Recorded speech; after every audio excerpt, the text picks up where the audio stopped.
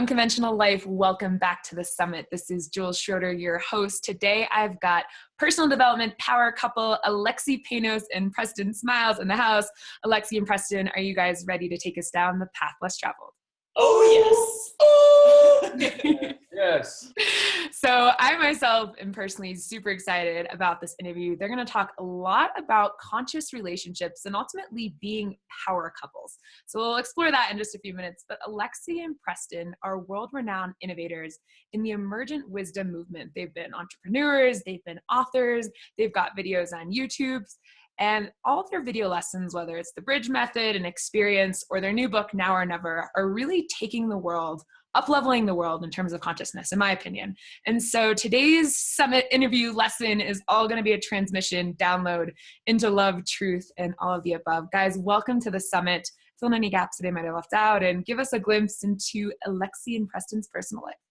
Yeah, well, personal life, I mean, depends on how juicy you want to get.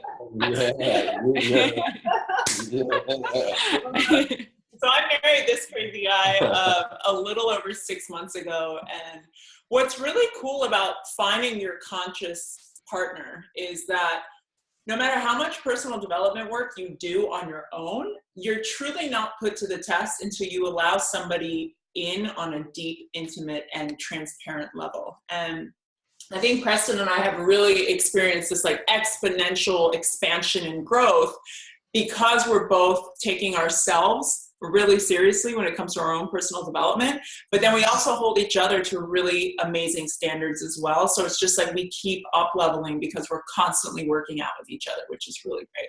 Yeah. And we get to have sex. And that. Nice. Yeah, I met these two, I think it was maybe about 2 years ago when I first saw you. And I don't know how long you guys had been dating at that point, but just to kind of see you evolve, even at a distance since then. And now, you know, getting married and at Burning Man, we just saw each other in Bali. It's like, you guys are on fire, embodying the work. And so, yeah. So what does it take to really be, I know you guys up in the world are doing similar things, but what does it take to be in relationship with your partner on so many different levels beyond just the intimate, you know, romantic side of things? Yeah, it takes an understanding that we're really, while we are in a relationship together, it's mainly a relationship with myself. Mm-hmm. And so constantly reminding myself that it's not the mountain that we conquer, but the self, and that, you know, the outer world is a reflection of the inner world. And so, do we still have stuff that comes up and arguments and all of that stuff? Yes. Is it as prevalent as it, you know, let's say most couples? Probably not, because we both have a deep understanding that when I fill my cup and she fills her cup, then the overflow is where we meet. The overflow is where our relationship gets to dance. And so, really taking as much of this blame and guilt thing that happens in relationships off the table as much as possible and reflecting back like, oh, I'm triggered by this, but I'm triggered by it based on some wounds that I brought into this relationship. You're just a lighter fluid to what already existed within me.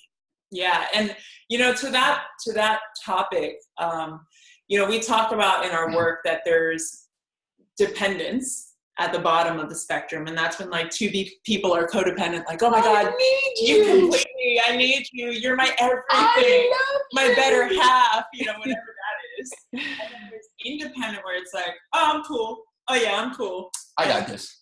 I don't really like need you. So I'm going to do this thing on my own. And then there's interdependence. And interdependence is when like things weave and dance and move and float, and it feels really, there's not even a word for it because it feels so ignited. Like your life literally feels like, yes. Because you're playing at your highest level, your partner's playing at their highest level, and then you're also like what Preston was saying, you're playing with the overflow, and that overflow is constantly like calling you forth and calling you higher. And really with our clients that we love to work with, we really push the importance of not just getting into any relationship because you're lonely or you're bored or you've got wounds that you're trying to like push off onto someone else. But getting into a relationship to really play in what it feels like to be interdependent, because that's the journey that we're all on as humans. We're all looking to play interdependently with each other. And that's how nature plays. And that's really what we want to get all of humanity towards. So we're kind of like the microcosm of the macro, I guess. Yeah, I love that. And I know for those listening, you guys won the Millennial Mentor of the Year one. You co-won it for the work that you guys are doing. And you've got this term, partners in shine, which I think is a unique term. But let's take a step back here for those joining this conversation that might not get this as a model, or even partners in shine as a model. How do you see most people, seeing the world of relationships, and what is partners in shine about? Like, what is this new, let's distinguish this new world of relationships for those listening.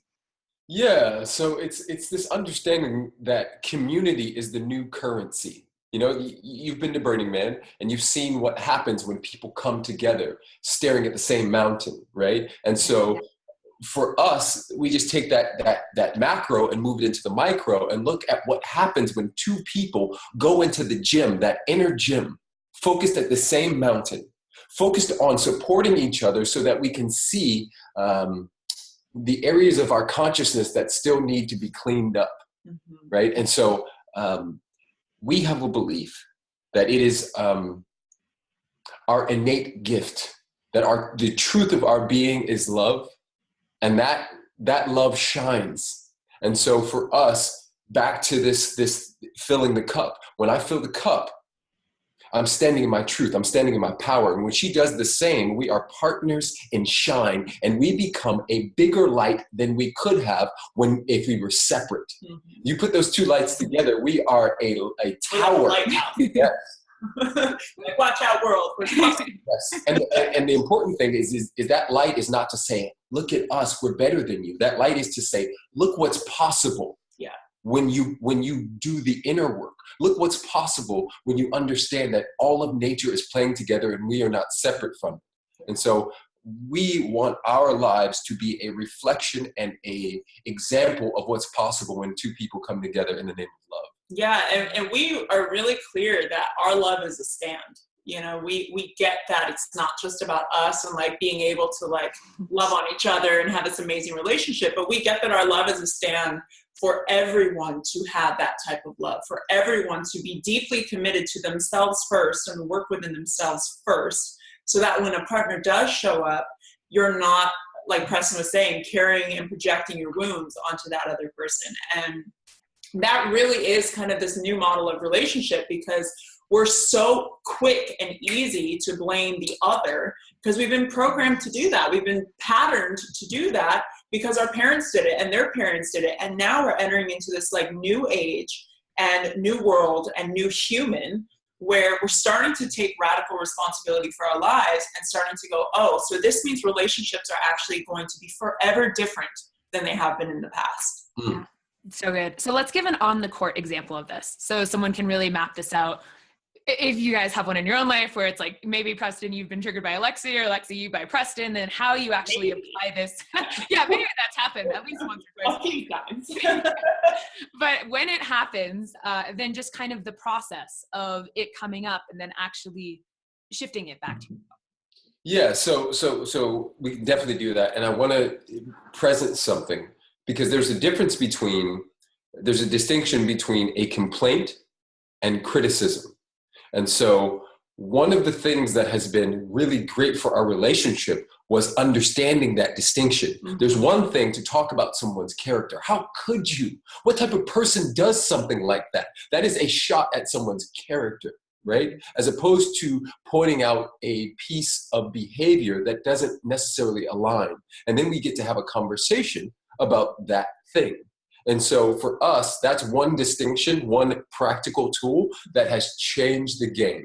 Yeah. And I'll give another example that's been like super awesome. So in the example of something Preston does triggers me, right? We'll give a tangible example of this. So when we first started dating, and actually we had first just moved in with each other, and there is this towel on an oven, you know, like it's like the wipe your hands towel or whatever. And the towel on the oven, my way, looks a certain way. And I come into the kitchen to do the dishes, and I hand wash the dishes, even though I have a dishwasher. And I come in and the towel doesn't look the way that I expect it to look. And I know that Preston was the last one in the kitchen. So I just said, you know, hey babe, da da da da, next time can you do this with the towel? And it was a trigger for me, which also happened to be a trigger for him, because the trigger for me was, the towel's not as I expect it to be. It's not neat. It's not neat. The trigger for him is, I don't like being told what to do. This is my version of neat, right? So in that moment, we had an argument. And what's really interesting about that, like once we got past our egos and fighting to be right about whose version of neat is right, we actually got clear that we just have two different versions of neat. And in our book, we actually talk about unconscious agreements. And any disagreement in a relationship is literally two unconscious agreements fighting to be right. Yes. So my version of neat, based on my mom's version of neat, my dad's version of neat, my aspirational versions of neat, against his, are two totally different blueprints. So anytime you have a disagreement, you actually have an opportunity to create a joint blueprint together in specific domains. So as our relationship has gone forward, we have agreements on what neat looks like. We have agreements on laundry. We have an agreement on how to be around people of the opposite sex. We have cleaning agreements. We have agreements on how to dance when you're doing podcast interviews.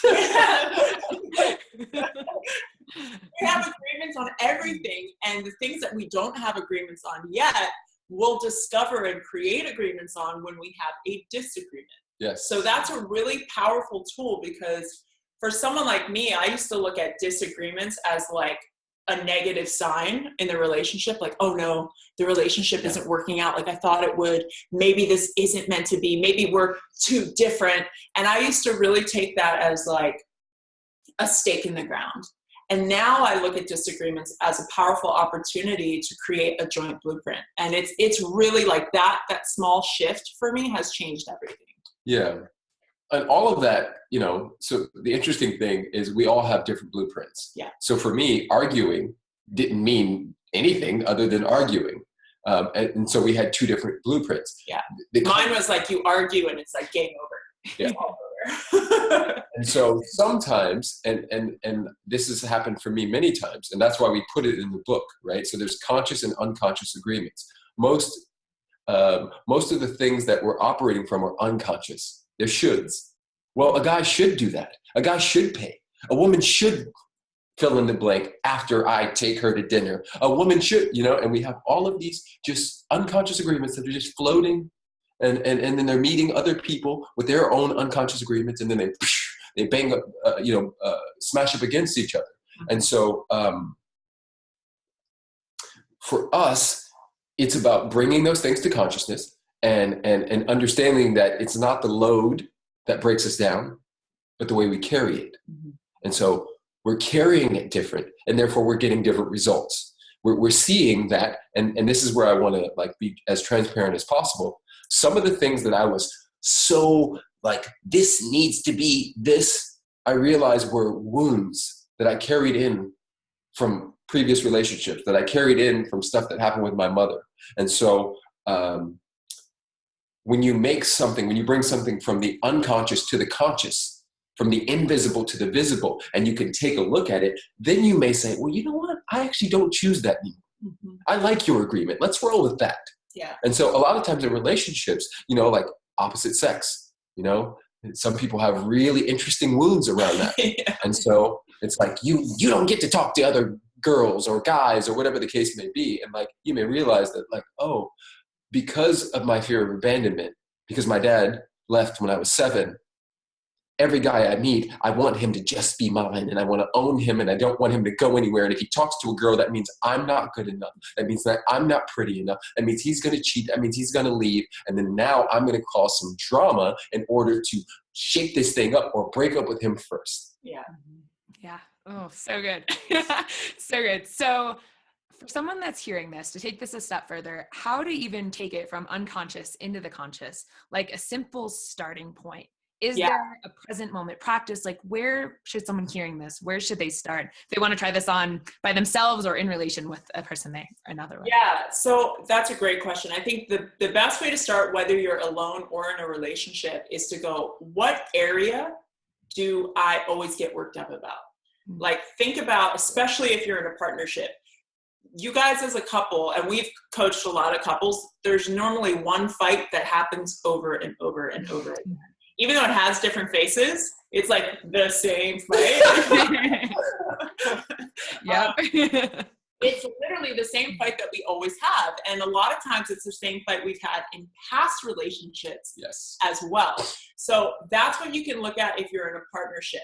If you're by yourself, look at the things that trigger you when you're dating, and then start to unpack that. And the way you get clear about your blueprint is to kind of prompt yourself with some things. So you can, yeah, we have these in the book, but I'll give a couple just off the cuff. Men are, fill in the blank. Women are, fill in the blank. Trust is. Intimacy means. Vulnerability is. And you just start unpacking your blueprint around relationship. You can even say relationship is. Marriage is. Commitment is. And you can start unpacking just by taking your first automated response to whatever that prompt is. You write it down and you've got your blueprint that is running your life. And when we do this with clients, they literally look at this and go, oh, I have a client doing this right now, and she's looking to call in her one. Like, she's really looking for her partner in shine. She's super amped about it. She's like, I've been trying for the last 2 years. I've been open to love. And I had her do this blueprint. And she literally sent me a picture of her blueprint. And she's like, I totally get why I have been repelling the right guy for years. Because her blueprint was, there are no right men. Like, there are no men out there who she can trust. There's no men out there that meet her qualifications of intellect and drive. And like, that's her blueprint. So even if she met the guy, she's meeting the guy through the filter of, you're not it. It's impossible. So really getting clear on what your blueprint is, you can unpack one particular area. Like, if your thing is jealousy, think of all the prompts you can think about around jealousy. Like, other women, beautiful women are, women who talk to my man are. Like, you can literally unpack it like that. And just fill in the blank and you've got your blueprint. Yeah, so awesome. So let's take a step back. And I imagine it wasn't always this way. Like, partners in shine, this stuff came easy. You woke up one day and you had this amazing relationship. So what was it like for you guys, you know, going back some years? Like, how was it in the past in relationships? And ultimately, how were you able, well, actually, I'll ask that second. Let's just get a glimmer of, like, what was it like for you guys growing up in past world relationships? Yeah. So a lot of times, a lot of people aren't clear that the relationship you have with your mother and father, whether they're there or not, shapes a lot of what shows up in your space. And so sometimes you have a particular, let's just say, mother who's a particular way, and then the person either dates a very similar version of that or the exact opposite of it. And so for me, my dating life has been, or like girlfriends or whatever the case, it's been all over the place because I've been all over the place, just like my mom and dad. So there was a point when I was like a hyper, super crazy Christian, and that's all I dated. And there was a point when, I was this, hardcore surfer, and, that's the area I played in. And so like my relationships have all been pretty amazing. One of the things that I'm a proponent of is that, the 2 and the 3 set you up for the 1. The 5 and 6 set you up for the 2 and the 3, and the 2 and the 3 set you up for the 1. And so everybody I've dated has been freaking awesome. I love all of them. I don't think there's any one of them that would be like, yo, I hate that dude. But none of them were Alexi. Yeah, that's right. None of them. and I knew it throughout the whole thing. I have been pretty stubborn. And see, she just shook her head back there. She just lightly did it. She was like, yeah. But I'm about to say the same thing. So that stubbornness I think would be a common pattern that showed up in relationship, and trying to control the whole thing. But yeah. And it's interesting because my past, I have a very similar past. I have, 3 main relationships before Preston that were long-term. Look at his face. He's not happy now. They're all great. They're all amazing. And all serve such beautiful purposes and lessons in my life. That being said, the pattern that I kept working through, like if I go all the way back to the first serious relationship I had, the pattern was control, stubbornness, righteousness. That was the pattern where it was like, if I can control this, then I'm safe. And it got lesser and lesser of a thing the closer I got to Preston, but it still showed up in our relationship in the beginning and still shows up every now and then because with both of us, because again, I've been practiced and patterned into that for, 25 plus 30 years at this point. So for me, and we really love to get this across in our work, you're never going to be like, quote unquote, over it.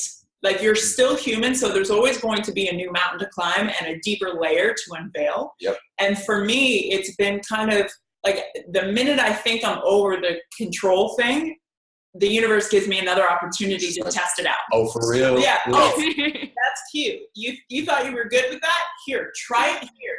And so my relationship with letting go of control and being really uncomfortable in the uncertainty and the trust, like that collaboration of trust and uncertainty, just keeps deepening for me. And it is the work, it is the toolkit and the toolbox that we've developed for ourselves and have now shared with our clients all over the world that is getting us into a more powerful place in being with it when it does show up. Yeah, nice. So I want to go a little bit more with the relationship between personal development, personal growth, and then relationships as well. And I found for my path, and I'm curious if it's been the same for you, but the more that I've grown and evolved as a person, it's like being in partnership almost seemed like the next step. It was like, okay, I've done the work here. Let's take it here and let's see how much more I can amplify. And so how has that been for you in your experience? And for our personal development junkies that are listening to this and maybe they haven't taken that step, why do you feel it's essential or the next part of it? Yeah. I mean, we're social beings, we come into this world alone, but through another, and, we need each other. And so it's very easy to sit on the mountaintop and meditate and have nothing go wrong. But when you get in a relationship and somebody starts to trigger you and hit those little buttons on your jukebox, it's a whole nother ballgame. And so for me, relationships are the greatest transformation and the greatest personal development you could ever do. You don't even have to read personal development books. You just go into a relationship and ask yourself, how can I be the best version of me? And that will reflect and reveal everything you need in the relationship.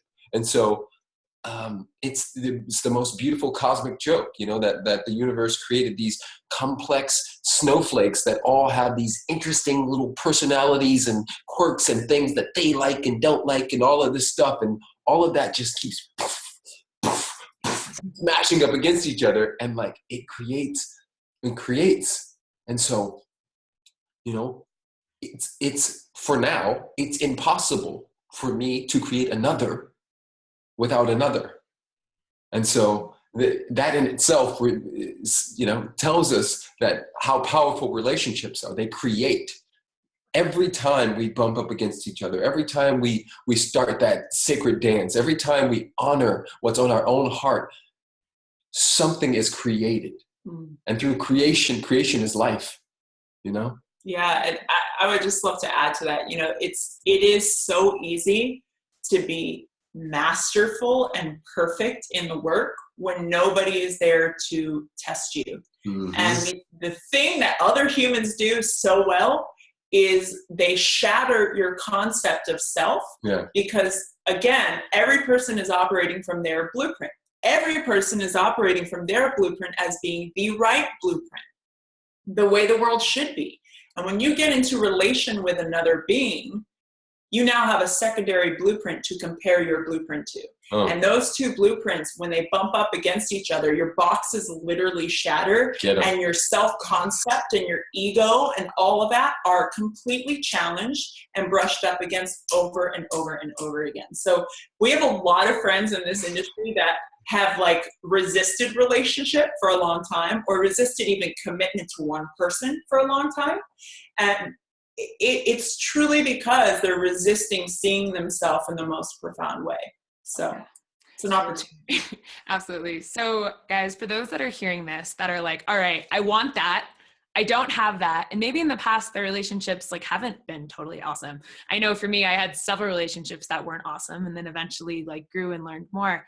But what core skill set, if there even is one, or ways to where someone could start of even getting themselves ready to be like, okay, I want that, but I'm so lost. Like, how do I even get in the game? Like, what would you recommend? I would say first, get to know your baggage because you are carting that around with you all the time. So if you're aware of your baggage and of your wounds and of your stuff that will eventually surface in your relationship, if you're aware of it and responsible for it, and actually in the game of actioning out forgiveness and completion in those areas, you're doing your partner a huge service, because it will show up in the relationship, but you're going to be coming from a place of responsibility with it. So for me, that's a really great place to start. And then I'll add, be the partner you wish to attract. Because that's a big one. Everyone's like, I want someone who is this and that and that. I'm like, are you that? Because if you're not that, how can you expect anybody to be what you're not willing to be? Period. Yeah. Period. So. Yeah, I would say so it's ours, so I'm biased, but getting a book like this, Now or Never, to support you, A. B, I would say, so even in your language, and I'm not calling you out or anything like that, but like not so awesome relationships. I would say stepping into the conversation of getting super grateful for what has been, because I find that most people are in resistance to what has been and to what is. And so when we can shift out of this, well, that sucked and that sucked and that sucked, and therefore, I need to get something that doesn't suck. Like everything's going to suck. Like contrast is one of the most beautiful things we could ever be handed. Yeah. It's impossible for me to know left without right, to know up without down, to know in without out.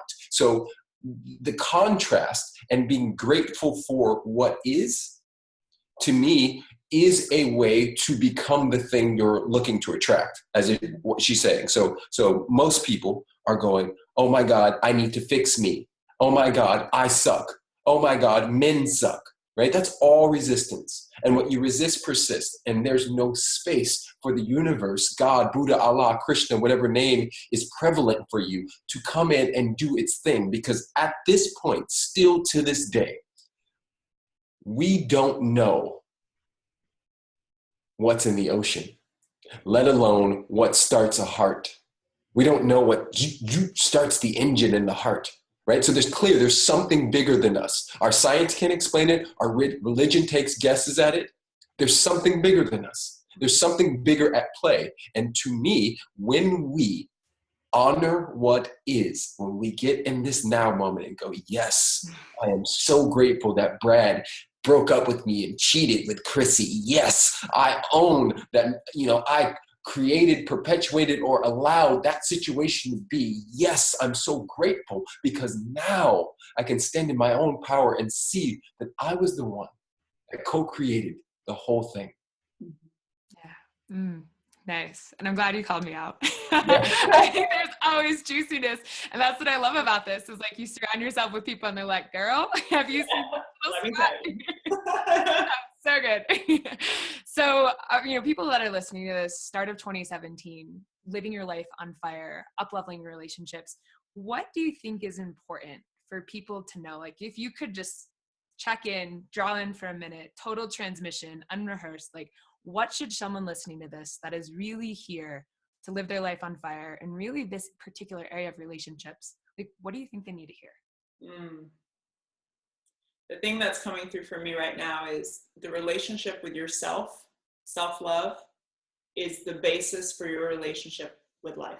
So with a partner, with your career, with your mission, with your business idea, with your romantic interest, with your kids, your relationship to yourself will dictate how your entire reality shows up for you. So if you really want a life on fire, you really got to get to know the self, and in a deep and intimate and messy way.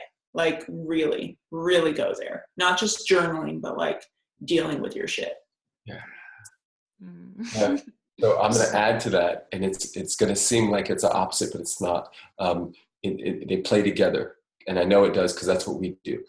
It's that, and I would remind people that it's not your job to make it happen. It's your job to welcome it. And the welcoming happens when we schedule in play, when we become intentional about our joy, because a lot of people are intentional about a lot of stuff. We're intentional about opening that Facebook app. We're intentional about, going out on dates or swiping through Tinder, but we're not as intentional about living our joy. And so, it's not about becoming, it's about revealing. The revealing happens when one is tapped into their joy, when one is facing off with their stuff and then scheduling in play. And so it's a dance. It's a dynamic dance. I see Alexi do it all the time. That's why I married her.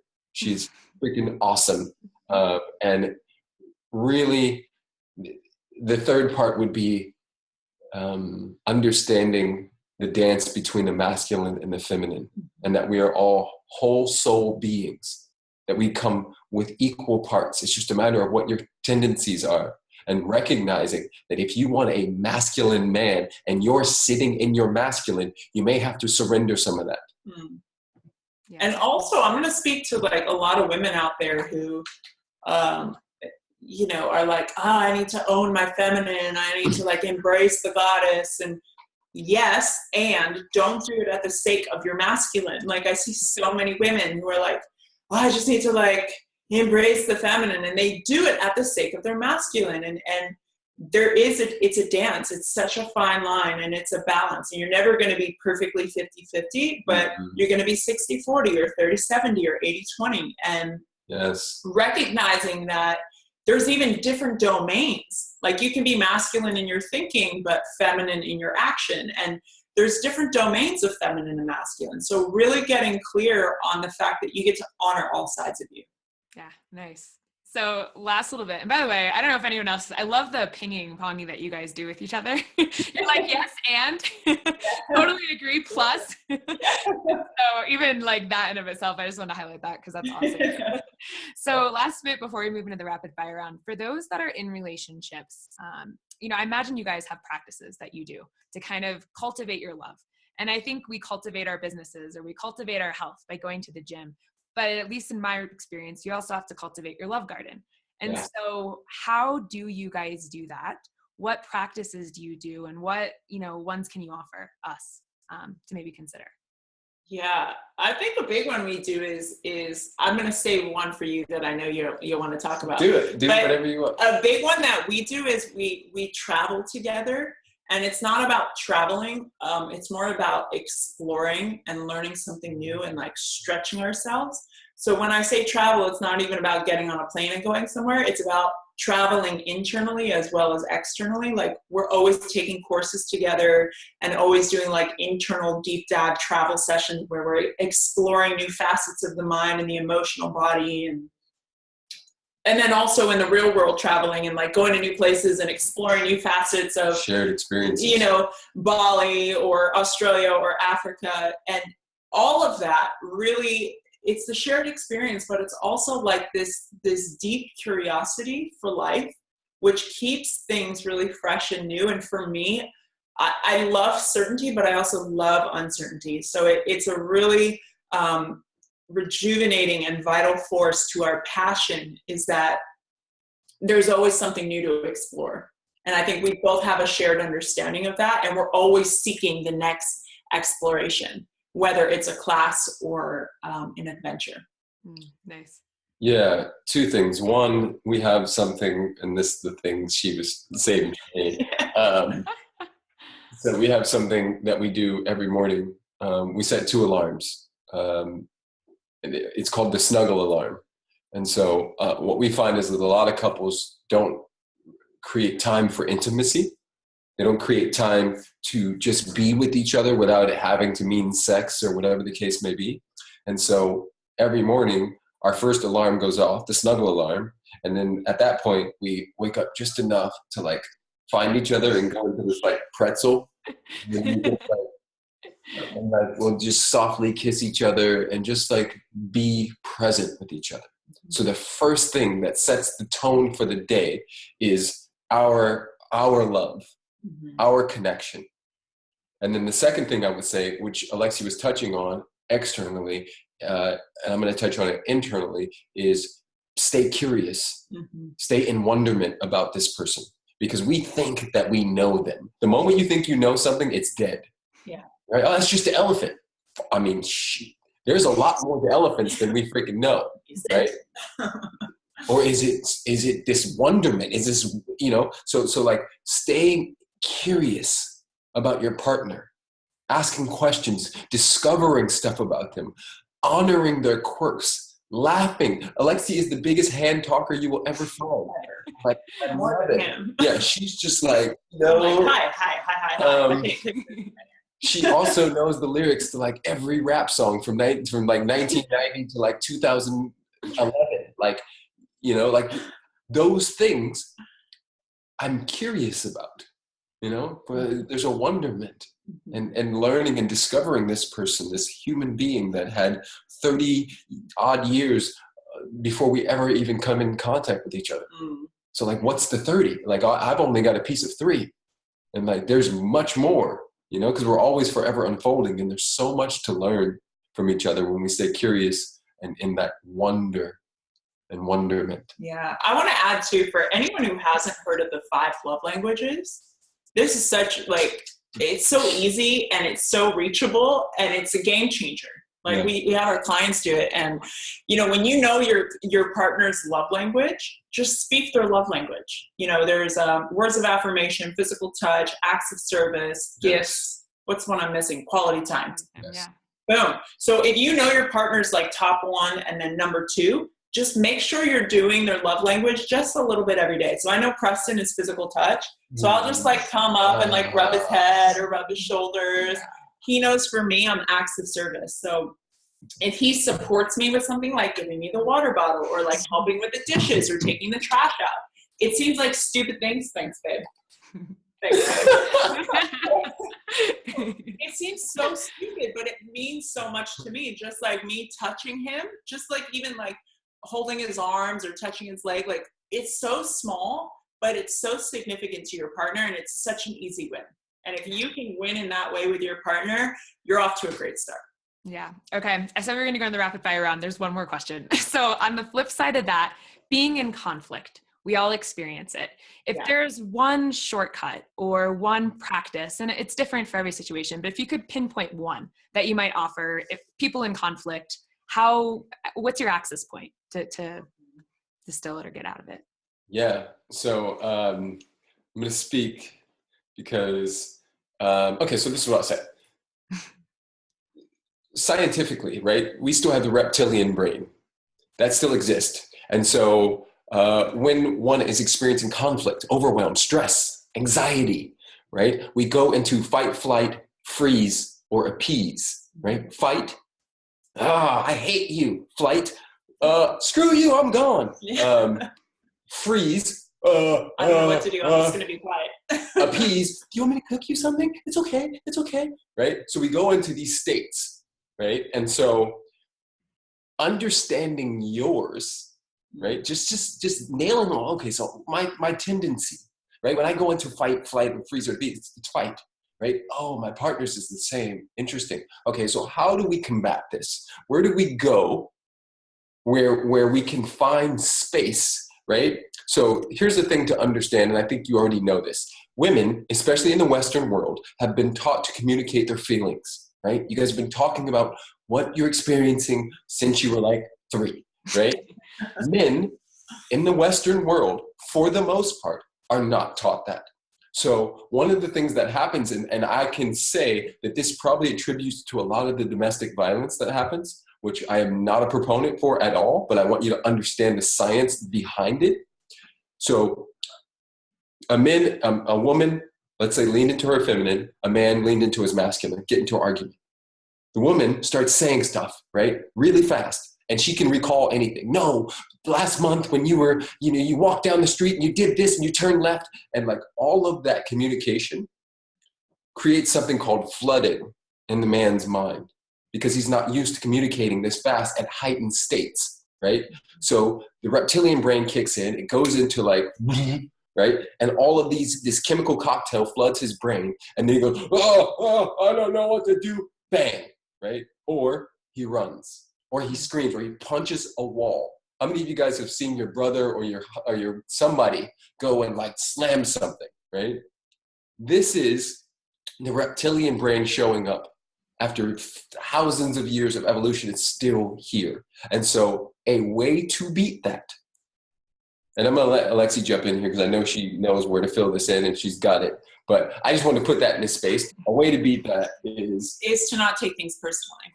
So that's like, if you can get that, you've won.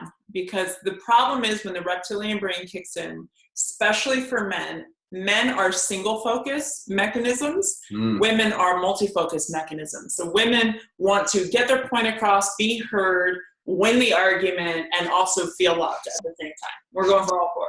Men want to just win, survive. How do I just survive this? Or get to zero. Like, let's get back to peace. Which is survival. Like, how do I survive this with peace of mind, my ego intact, and my manhood safe and sound?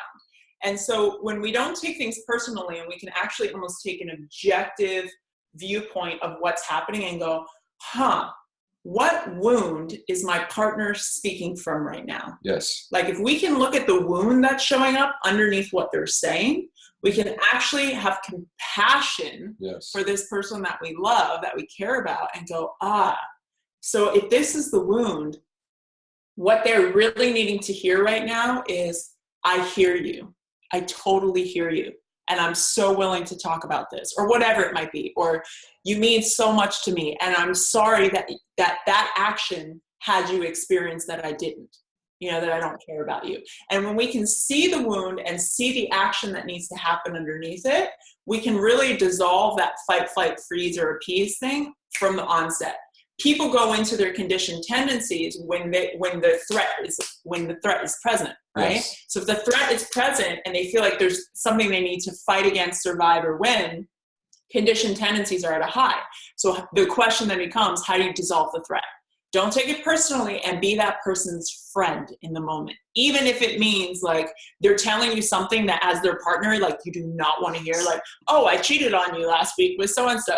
In that moment, as much as you want to like fight back and win and say what you want to say, if you can look at them as a friend in that moment and go, what is this wound that's speaking, and what is this human need for me at this moment? Yes. And then you can share where you're at once the threat is dissolved. And that's a huge thing. Yeah. And how, let's just say it's code red. Let's say we're already in 911. This is not like that. So how we get to that, because what Alexi shared was absolutely important, how we get to that is through breath and physicality, right? So neurology and biology. We breathe deep into the belly. We take a conscious breath and add oxygen to the brain so we can actually say something that makes sense and like do what she just said, right? So we breathe a conscious breath in, four counts in, 4 counts out. And then we change our physiology, because a lot of times, and you'll notice this, when it's going down, like there's something that happens. We stop looking at each other and like we're leaned in, or like, so changing the physiology and moving, and like sometimes you just need to move spaces. Yeah, that's a huge one too, like changing your physical space. Like sometimes if you're inside and you've been fighting, let's say for a couple hours, go, you know what, let's take a 10-minute cool off break. Let's both breathe, not say a word. And then let's go for a walk outside. Yeah, that's so awesome. Yeah, such good stuff. I'm glad I went there. So, rapid fire round, series of random questions. Are you guys ready? Yes. Fill in the blank. If you really knew us, you would know what? that we are the silliest people you will ever freaking meet. That's what I got. Like, yeah. okay. I was going to say that we're weird. Yeah. Nice. Next question. What is one practice that you do daily, whether it's a routine or just something that you try to do that you feel keeps your head in the game, sets you up for success? Learning. Yeah, we both do the same thing. Yeah, and snuggling. Like, yes. That's it for success too. Yeah, exactly. Yeah. Nice. Next question. What is one thing that you in the past had felt ashamed of, like a limiting belief that you've had to overcome in order to create what you have now? I'm not good enough and I'm invisible. Yeah, I'm the dumb kid. I'm not smart enough or as smart as everyone else. Yeah. Next question. What is one thing in your life that you're really proud of? My commitment to my greatness. My willingness to get back up over and over again when I do really dumb stuff. And last question. What does living an unconventional life mean to you guys? Saying yes to all of who you are and bucking society's blueprint for you. Nice. Loving louder. So awesome. Alexi and Preston, thank you guys. So I know Preston has been kind of weaving the book across the screen. So I know that's part of the giveaway, which is so perfect. So guys, tell us about your new book. What's in it? I'm excited to check it out myself. Yeah, so it's called Now or Never, Your Epic Life in 5 Steps. The book really called out to us in the sense that Preston and I have been doing so much personal development work for the last decade on our own. And then when we kind of came together and explored this whole unified thing, we recognized that we were living and actioning out a lot of the same principles. And we really recognized that there were 5 core principles to living a life on fire or living an epic life. And we wanted to share those principles with everyone else, but not just the principle in theory, but the actionable tools that you can have in your back pocket when shit hits the fan. Yep. Yeah. So awesome. So one of our listeners will be able to get a signed copy of the book from you guys. Yeah. And where can they check out the book? Where can they learn more about the book? And then also, how can they also learn more about you guys and what you're up to? Yeah, they can go to alexiandpreston.com, and on there's a tab for the book. And yeah, other than that, you can just type in Alexi Panos on anything and at Preston Smiles. And if you find either of us, you'll find the other one. Yeah. Awesome. Unconventional Life family, thank you so much for tuning into this segment of the summit. Alexi and Preston, thank you guys so much for taking the time. We will talk to you all next time. Bye guys. Woohoo!